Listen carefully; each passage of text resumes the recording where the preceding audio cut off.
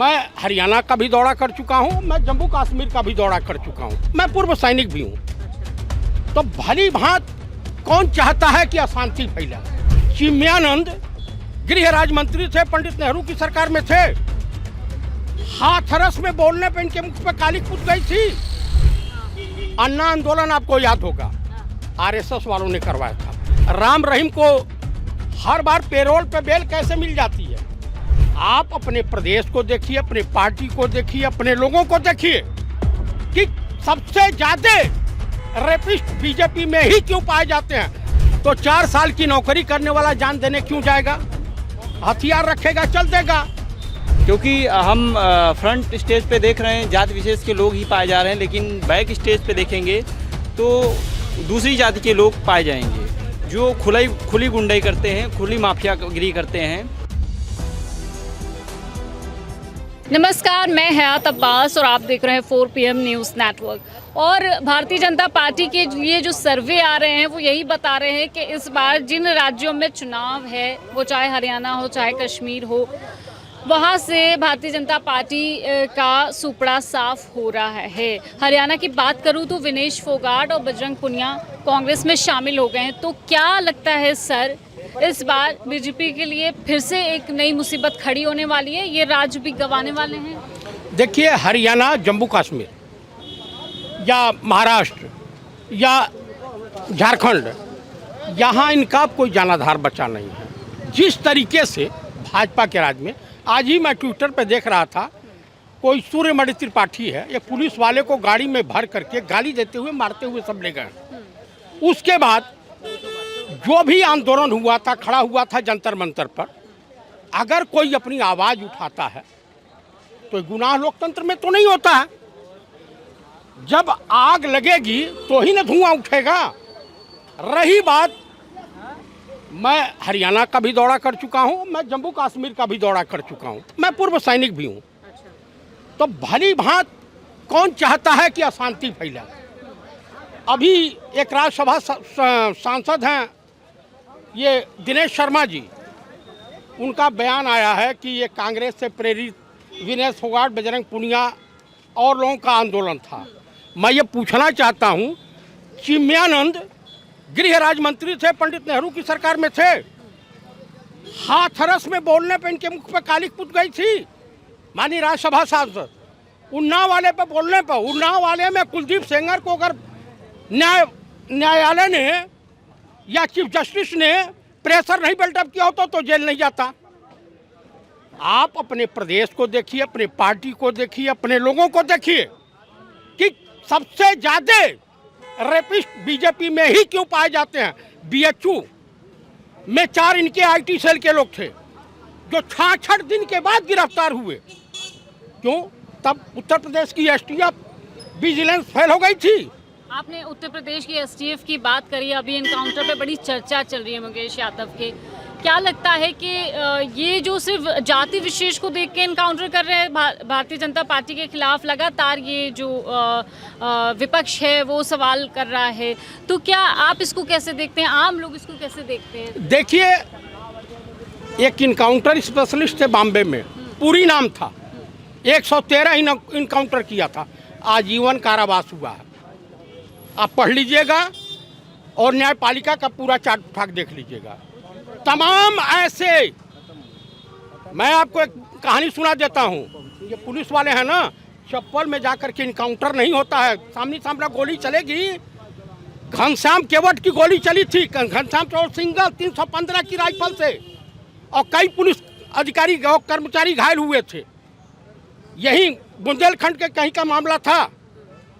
Police वाले कितनी daily firing करते हैं, 15 दिन में होता है, 4 में फायरिंग करते हैं, गुल में तो गोली नहीं मार पाते हैं।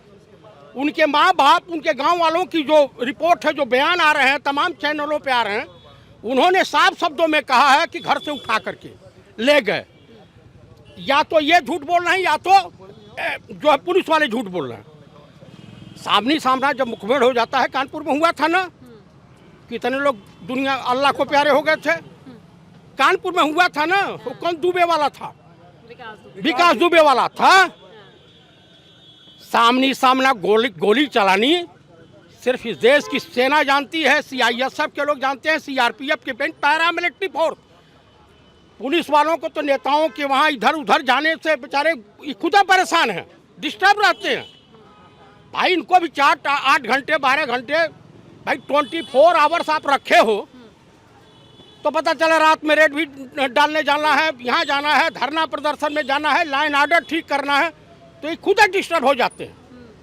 भाई मनुष्य मशीन नहीं है कि उसको बराबर आप काम लेंगे। रही बात की ये आंदोलन, अन्ना आंदोलन आपको याद होगा, आरएसएस वालों ने करवाया था। रामदेव, मैं नहीं कह रहा हूं, उतना बड़ा फ्रॉड भगवा वस्त्र पहन करके फ्रॉडगिरी करने वाला कोई व्यक्ति नहीं मिलेगा। राम रहीम को हर बार पेरोल पे बेल कैसे मिल जाती है? 6 बार बेल मिली और 6वें बार जेलर महोदय रिटायर हुए और भाजपा ज्वाइन कर लिया उन्होंने, भाजपा ज्वाइन कर लिया जेलर। गोधरा कांड का जो साफ सुथरा दिया वो कहाँ है? एनआईए के चीफ बनाए गए हैं, आप पढ़ लीजिएगा। यानी भाजपा को जो अधिकारी राहत प्रदान करे, जिनके मन माफिक चले, तो वो रिटायर होने के बाद भी यही है कि शर्मा हैं, गुजरात कैडर के आईएएस अफसर रहे हैं। इनसे पूछ लीजिएगा कि कितने ईमानदार और कितने राजा हरिचंद की 6ठी औलाद रहे हैं। तो तमाम इतिहास इन लोगों का। ये बताइए, जिस हेमंत बिश्व शर्मा के खिलाफ बीजेपी ने रेड कार्नर नोटिस जारी किया तो पंपलेट वगैरह मार्केट में बांट रहा था, और बीजेपी में आ गया तो राजा हरिचंद की 6ठी औलाद हो गया, एकदम धूल धाल करके। उससे बड़ा पवित्र कोई व्यक्ति नहीं। अजीत पवार वो आ गए, राणे इनके पार्टी में आ ये गए। कौन सा वॉशिंग पाउडर यूज करते हैं भाई, इस्तेमाल करते हैं, जो कहते हैं कि वासी- विपक्षी दल में जितने भी हैं भ्रष्टाचारी हैं, और जब विपक्षी दल के इनके पास आ जाते हैं तो वो क्लीन कॉलर। नहीं, राजा हरिचंद की सत्यवादी राजा हरिचंद की 6ठी औलाद हो जाते हैं। अभी इनका एक मंत्री है, कोई सैनी है, धर्म सिंह सैनी, कहीं प्रेस कॉन्फ्रेंस कर रहे थे, कहा 2014 के बाद आज तक माननीय प्रधानमंत्री श्रीमान नरेंद्र दामोदर दास मोदी उर्फ राजा बाबू की सरकार में कोई आतंकवादी हमला नहीं हुआ। तो ये बता दीजिए मुझे कि जो पुलवामा हुआ था वो किसकी सरकार, पंडित नेहरू की सरकार में हुआ था या स्वर्गीय श्रीमती इंदिरा गांधी की सरकार में हुआ था? किसकी सरकार में हुआ था? आप एक सैनिक हैं और जो अग्निवीर योजना लेकर सरकार आई है, इसको आप कैसे देखते हैं? इस पर तमाम विवाद भी हुए देश भर में, विपक्षी दलों ने भी इस पर सवाल उठाया, आप कैसे देख रहे हैं? और ये क्या वाकई में गलत है? अच्छा ही बताइए, 4 साल की नौकरी, 18 साल में सेना का जवान बनेगा और 21-22 साल में रिटायर होगा। उसी वक्त अगर वार छिड़ जाएगी तो 4 साल की नौकरी करने वाला जान देने क्यों जाएगा? हथियार रखेगा, चल देगा। यूँ समझ लीजिए कि एक होमगार्ड या डेली बेसिस वाली नौकरी है। ये कॉन्ट्रैक्ट पर नहीं रखे जा रहे हैं आजकल लोग, सेम एक कॉन्ट्रैक्ट की नौकरी है। तो ये कॉन्ट्रैक्ट आज के कहीं पेपर में मैंने पढ़ा है, लिखा हुआ है, पुराना पेपर है, कि भाजपा के नेताओं को ये निर्देश जारी हुआ कि चाइना के खिलाफ आप बयानबाजी न करें।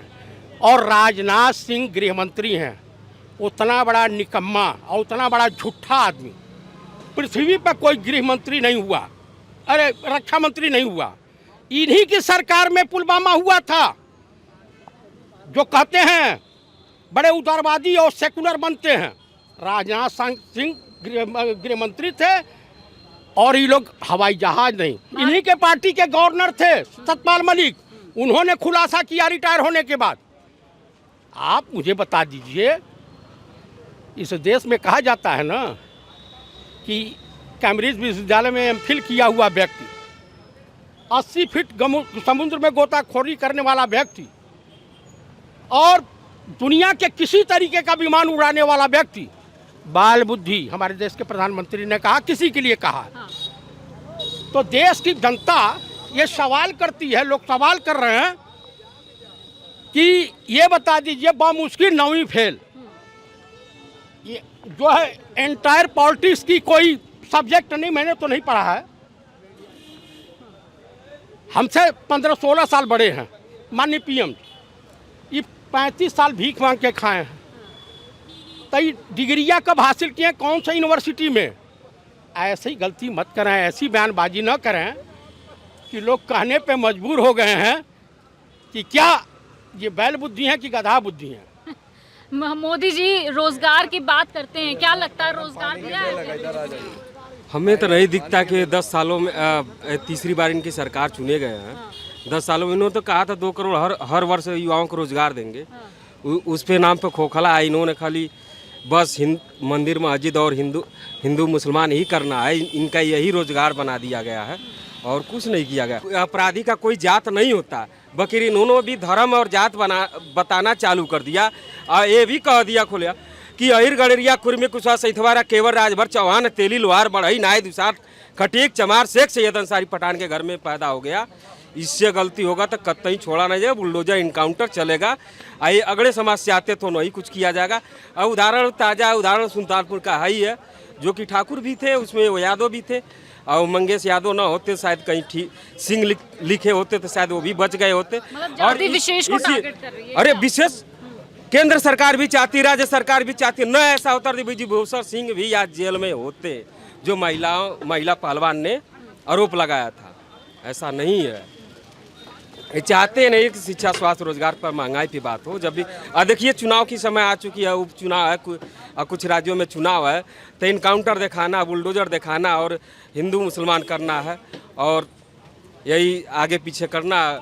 मतलब ये चुनावों को देखते हुए इस तरह से जाति विशेष को टारगेट किया जा रहा है, क्योंकि उपचुनाव भी हैं यूपी में और राज्यों के भी चुनाव स्टार्ट होने वाले हैं, इस वजह से ये सब कुछ नहीं। ये गलत बात है कि चुनाव को देख के किया जा रहा है। चुनाव तो हर 6 महीने किसी न किसी स्टेट में किसी न किसी चीज़ का होता रहता है।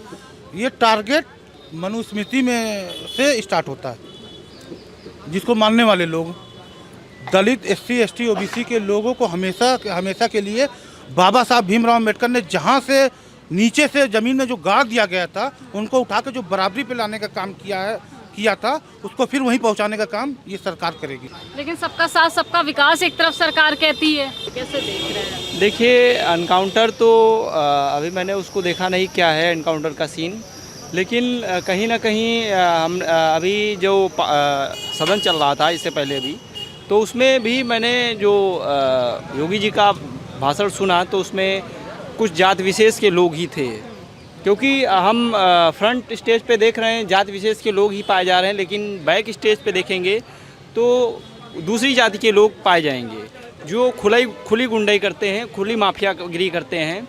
इतना बुरे स्तर पे भ्रष्टाचार में सरकार लिप्त है, उसके बावजूद भी कहीं ना कहीं जाति के नाम पे चीज़ें, अब यादव स्ट्रांग हो गए हैं, यादव लड़ने के लायक हो गए हैं, मुस्लिम लड़ने की रेस में आ गए हैं, मुस्लिम यादव लड़ने की रेस में आ गए हैं, तो उनको कहीं ना कहीं बायकॉट करने की ये सब तरीके हैं, वो कुर्मी हो, यादव हो, मुस्लिम्स हो, है ना, ये सब चीज़, ये लोग फाइटिंग में आ चुके हैं। तो फाइटिंग में आ चुके हैं, फाइटिंग से बाहर करने के लिए ये सब रास्ते हैं, उनको एनकाउंटर करके हटा दिया जाए रास्ते से। जो संघर्ष करने वाले लोग हैं उनको गंदे मुकदमों में, बहुत भयानक धाराओं में उनको फंसा करके उनको जेलों में डाल दिया जाए, तभी तो हम शासन कर पाएंगे ना। विपक्ष को ख़त्म करने के बाद ही हम लंबे समय तक शासन कर पाएंगे, जैसे मैनिफेस्टो में कहा है या अमित शाह ने कहा कि हम 2050 तक शासन करेंगे, तो कहीं ना कहीं ये उसका खाका खींचा जा रहा है। और इस देश लेकिन अब कांग्रेस में विनेश फोगाट और बजरंग पुनिया शामिल हो गए हैं, क्या लगता है हरियाणा चुनाव को देखकर क्या रुख बदल जाएगा? क्या हरियाणा चुनाव पर भारतीय जनता पार्टी का सुपड़ा साफ हो जाएगा? देखिए वहाँ तो एकदम माहौल बना हुआ है, वो विनेश फोगाट आती चाहे ना आती, लेकिन उनका प्रभाव है वहाँ, तो प्रभाव बना हुआ है। आज की तारीख नोट कर लीजिए, उसके बाद जब इलेक्शन होगा, उसके बाद जब परिणाम आएंगे तो आप यहीं मिलिएगा, वहाँ पे कांग्रेस के अलावा कोई विकल्प ही नहीं है, क्योंकि वहाँ के लोग सक्षम हैं, वहाँ के लोग 5 किलो राशन पर नहीं आश्रित हैं, वहाँ के लोग सरकार के जुमलों पे आश्रित नहीं हैं, वहाँ के लोग मजबूत हैं, धाकड़ हैं। वहाँ दंगल जैसी फिल्में बनती, वहाँ पे महिलाएं स्वर्ण पदक लाती हैं, जहाँ महिलाओं पे ठप्पा लगा के सरकार महिलाओं का अपमान करती है, वहीं पे हरियाणा बहुत मजबूत राज्य है, पंजाब बहुत मजबूत राज्य है, पंजाब देश को नहीं दुनिया का पेट भरता है, तो वहाँ पे इनकी कोई संभावनाएं नहीं है। आने वाले समय में जब रिजल्ट आएगा तो हम यहीं पे मिलेंगे।